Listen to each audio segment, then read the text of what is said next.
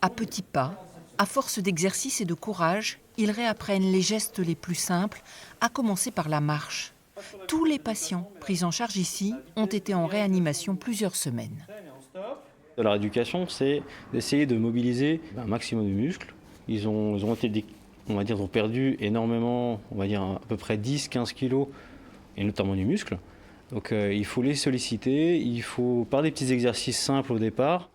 Jean-Marie a été 11 jours dans le coma et a fait partie de ceux qui ont été emmenés loin de leur région. Quand je me suis réveillé 11 jours après, j'étais à Saint-Laurent-du-Var. Et personnellement, je me demandais ce qui y arrivait. Un choc violent pour ceux qui l'ont vécu et des séquelles dans tous les cas, musculaires, cardio-respiratoires, mais aussi psychologiques et neurologiques. C'est des gens qui vont être amenés à reconduire, à reprendre une activité professionnelle par la suite. Donc là, on fait une rééducation bien spécifique de ces troubles-là, parce qu'ils ne se voient pas.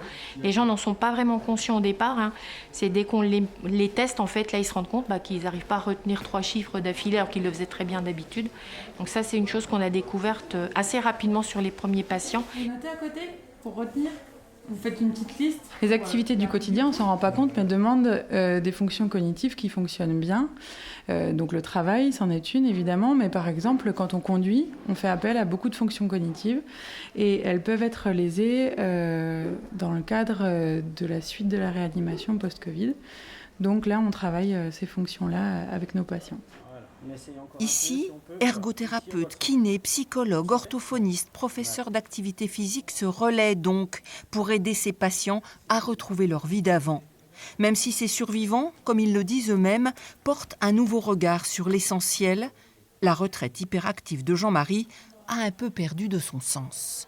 Maintenant, on vit autrement.